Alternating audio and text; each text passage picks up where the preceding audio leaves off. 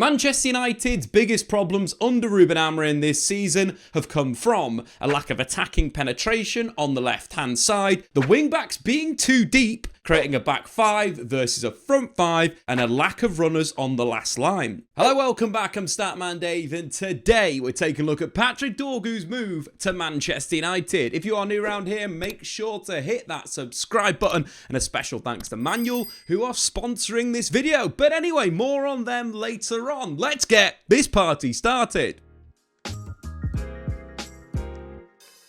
So let's take a proper look at Manchester United's problems under Ruben Amorim. Starting with build-up, United have struggled to consistently play through the opposition. One of the issues has come on the left-hand side. Without having a naturally left-footed wing-back that can play forward but also carry on the outside, United can get pinned in. What we mean there is by having a right-footed left wing-back, either Matraoui or Diogo Dalot, naturally you're going to see a lot of touches on that right foot, which means they'll be receiving with a back to play, but it also closes down passing angles, which means we see momentum and ball progression stop, with balls going inside to central midfield or alternatively back to centre-back. So let's start by taking a look at this example against Newcastle United. Manchester United have done pretty well in central midfield. They've drawn the pressure in from Joe Linton. Now they need to give their attack a little bit of width and then progress the play. But what we tend to see when Manchester United play these right-footed wing-backs on the left-hand side is these types of touches on the back foot with his back to the play, which means that he can't progress the ball down the line to Christian Eriksen and potentially create a 3v3. What you see with Manchester United in this phase of possession, in fact,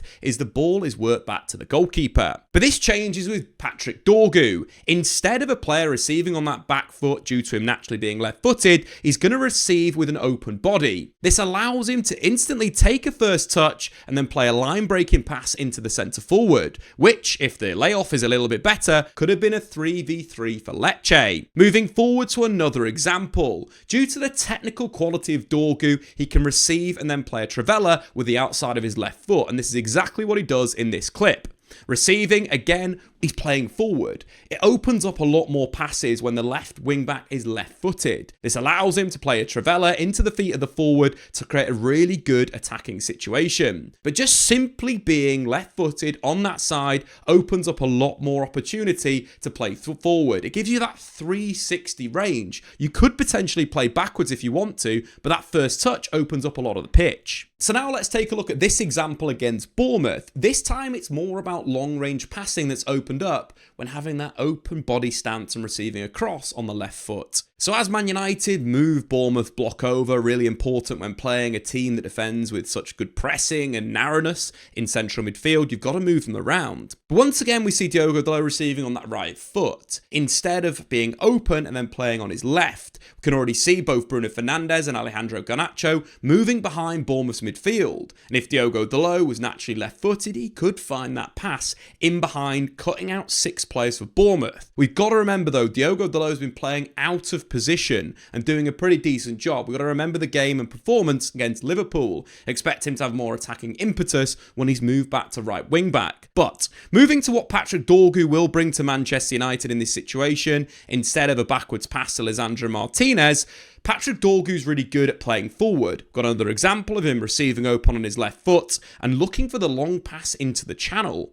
This once again progresses the play for LAKEY to their centre forward. This type of service is something that Rasmus Højlund would absolutely love. Moving to another example, this time Dorgu uses his ability to progress the play. A very good technician. Once again, the first thing that we notice, he's opened up the play. He can see the pitch. He can look to inside or he could play down the line. In this instance, he plays a really nice 1-2 in central midfield, which opens up the time and the space for the centre forward to drop on off the line with Dorgu, finding him with a pass into feet. Another 1-2, Dorgu over the top, and once again, LAKEY in behind the defence. So having a natural left footer to receive on his outside opens up a lot of opportunity for Manchester United to progress the play with Dorgu's passing. Not only can he hit the channels, as we previously just seen with that example, but he's got the ability to find 1-2s and then play forward. But these situations all open up because naturally he's going to receive across his body on his left foot. The transfer window is just about over and teams have had a reset, but what about you? You may accept symptoms of sleeplessness, lack of motivation, low energy, and even a low sex drive in the winter in the UK. But all hope is not lost. If you have any of those symptoms, you can simply bang a quick blood test into the post and check whether it's low testosterone. With 45% off with my code, it's cheap and easy to get yourself tested.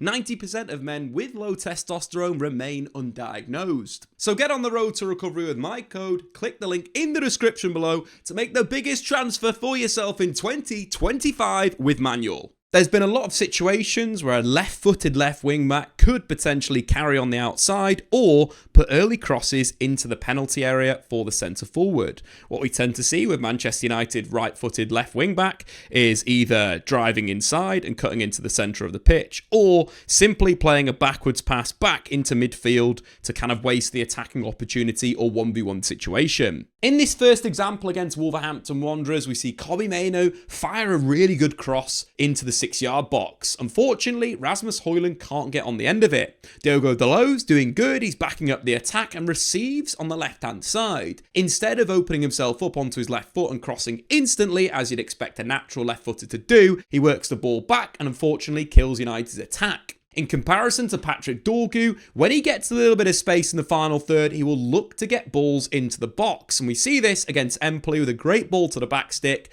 that unfortunately his teammate volleys directly into the opposition. So let's take a look at another example in the Wolves game. Once again, a right footer at left wing back isn't what Man United need in these situations. In terms of Ruben Amorim's system, he likes to create 1v1s for his wing backs in the final third. They are the wingers. And we see this in this really nice move against Wolves.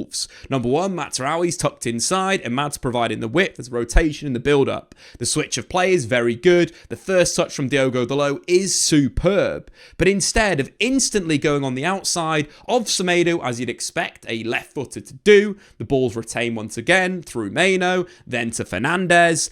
With United having an overload on the back post, you could see a left footer go on the outside in this situation. Man United potentially scoring a goal. Instead, it comes back to Bruno Fernandes, who's closed down and his cross is blocked. Alternatively, Patrick Dorgu versus Como. This is what you want to see. Not only is it a similar move with a switch of play coming, the first touch is fantastic from Dorgu. Then he shapes up the fullback, instantly going on the outside on his left foot. Due to Dorgu's quality with dribbling, again, we've done great analysis on his dribbling so far in Serie A. Make sure you go and check out this video, but he explodes on the outside and puts a really good ball into the box. If the movement of the centre forward was a little bit better, LAKEY could have scored a goal. Instead, it's defended and cleared out, but really good stuff from Patrick Dorgu. And that is a problem that Dorgu will fix for Manchester United. When receiving big switches of play, let's say from Ugarte, who's pretty good in terms of that range, exploding on the outside and then getting crosses into the box, creating more chances for Manchester United. And the final attacking sequence we're going to look at comes against Brighton. Harry Maguire with a long ball to Diogo Dalot. Once again, the first touch is pretty sensational on his right foot. He drives directly at Joel Veltman. A 2v1 is created. Naturally, what you could see here, either Diogo Dalot going on the outside and putting a low cross into the box with United's bodies entering, or looking for the pass on the outside for the overlap for Kobbie Mainoo to cross the ball in the box. But due to Diogo Dalot's right-footedness, what we tend to see is him cut inside, look for Bruno Fernandes, whose shot is blocked. Once again, I don't think this is Diogo Dalot's fault or problem, it's just that he's right-footed versus a left-footed, like someone like Patrick Dorgu. And once again, we've got an example of Patrick Dorgu versus Salernitana. Once again, carrying on the outside, shifting the opposition's body weight on the inside, then exploding on the outside, getting his head up and dropping a great ball into the box that once again should have been an assist for the young lad. So taking those examples, what we tend to see from Dorgu, either attacking on the outside, either driving on the inside and then going back on the outside, or looking for those early crosses into the box. All weapons of a left footer being natural in that position. So the next problem we're going to look at is the wing-backs staying too deep. Why are the wing-backs so important for Ruben Amorim's side? Well, first and foremost, the wing-backs in Amorim's system provide the width of the team. This allows allows them not only to be progression options into feet, but also it means that they're not receiving these deep areas, which allows the opposition to really squeeze and jump on Manchester United. With Dorgu in these areas, what you'll tend to see is a lot of solutions to these problems. Number one, because of his experience of being a left winger, a right winger, playing in an attacking midfield as well, naturally he's going to have a higher starting position in this role, which means now you're pinning the opposition's fullback. You're adding height and width to the attack, which creates more space for the box midfield, but also the centre-backs to carry out into those areas. But alternatively, you're also seeing them being the outballs. In these wide areas, high up the pitch, either they can receive and carry the ball themselves down the line, progressing the play on the outside. Alternatively, they can look for passes into the feet of the number 10s or balls into the channels for the centre forward. They are so important to Ruben Amorim's shape and system. And you can see the improvement in Manchester United's attacking play, averaging nearly an extra goal per game when Amorim has played a winger at wing-back. The win rate also shoots up to 67% versus 36% when Amorim has played two full-backs in the wing-back positions. And this has been such a problem for Ruben Amorim at Manchester United because he simply doesn't have attacking options for these positions. When you look at Mazraoui, Diogo Dalot or Tyrell Malacia, they are not attacking fullbacks. But Dorgu is completely different. He is an attacking wingback, and we can see from these heat maps from The Athletic over the last 12 Serie A games that independent of which flank he plays on, he holds the width and attacks the central space well. Given that if Manchester United are playing a winger in left attacking midfield in Garnacho, he will attack the central space really well with movements off the ball. Alternatively, if Manchester United are playing a Bruno Fernandes or a playmaker in that area, once again, he's very good in those overlapping situations, giving United a true outlet in the final third. So an example of this underlapping play came against Inter Milan. Once again, we can see his acceleration for deep, but also his ability to spot the correct space to attack, this time on the inside, ball over the top, good ball into the box that the keeper gathers. Or alternatively, making the run on the outside, overlapping the attacker ahead, something that Manchester United don't do enough. This time on the overlap, his teammate carrying through, playing Dorgu on the overlap, him driving, putting a great ball into the box that's fired over the goal. But I also like his support play. I love this example against Inter Milan because it shows his duality in the final third. So far, we've seen a lot of crosses, but Dorgu's really good at getting shots off. In this instance, we see him play forward, allowing his teammate to attack. Once again, sitting in the inside channel, but this support play is really nice. He doesn't close down his teammate's space. He allows him to have that 1v1 with the opposition's wingback. He looks to get a ball in the box and the ball breaks the Dorgu at the edge of the area. But just have a look at this close control and strength. Not only holding off a player on his back, but spinning on the inside, holding off another player, shooting back onto that left foot and then cracking a low shot across the keeper that's just wide. All these things are going to add to Manchester United's attack. Underlaps, overlaps, really good support play in the final third. And let's take a look at a stats comparison versus Amorim's favourite wingbacks, Mazraoui and Diogo Dalot. As you can see, Dorgu has more carries, dribbles, chances created, shot creating actions and crosses, despite playing for Lecce, who average 44% possession, nearly 10% less than Manchester United. And finally, a lack of movement on the opposition's backline will be fixed by Patrick Dorgu playing as a left wing back. We don't see enough runs in behind the opposition's defence, but with Dorgu in Manchester United's side, expect to see a lot more. This is a big thing from the 5 attackers that Amorim likes to field. Both of his wing backs need to make explosive runs into the box, same with the 10s and the number 9. United need to start overloading the opposition, and Dorgu is very good at making the movement on the back line. Not only his time, his ability to spot space, but he's got a really good burst of acceleration. Looking at his movement, let's start with this goal against Sassuolo. Once again, Lecce building through the thirds of the carry. Dorgu at the moment is sat in the inside left position. The ball's played out wide to the winger. Dorgu makes a really good run off the ball, off the blind side of that centre back and finishes off like a number 9 that scored 20 goals in a season. Once again, adding that attacking element to United with inside channel runs. And next, let's take a look at this goal against Parma. We have seen this goal before on the Statman Dave YouTube channel, but it just highlights that ability. If Dorgu's played on the left, the right, and inside right or inside left, he's got the raw speed to get behind the opposition's backline, but then the quality to provide a top draw finish into a bottom corner. A superb finisher that will add goals to Manchester United.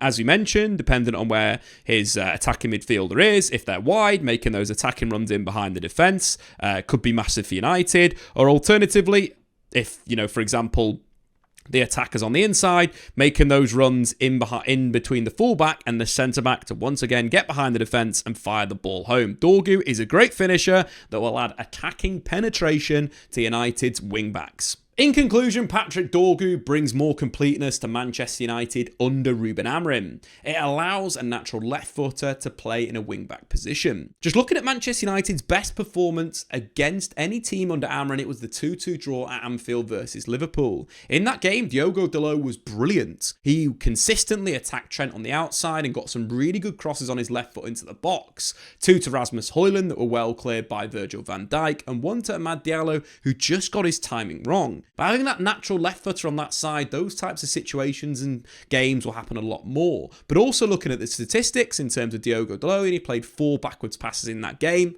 Once again, reiterating that point of him attacking the fullback, and completed the most dribbles he's managed in a single match. Just on Diogo Dalot, we've got to remember that he's playing a very unselfish role in this team. He's playing a position that doesn't naturally suit his game. We've got to give him the plaudits for really helping Amorim in a really difficult period before Patrick Dorgu has joined the club. This is going to be a big signing for Manchester United. Naturally, there's a lot of things in Patrick Dorgu's game that I like. They'll improve United in the final third and in build-up. A good signing that'll fix some of the problems on the way to Manchester United, once again becoming a proper football team. If you're new around here, of course, make sure to hit that subscribe button, like the video. Anyway, we'll see you next time. Thanks for watching. If you've enjoyed this video, why not check out some more content on the Statman Dave YouTube channel.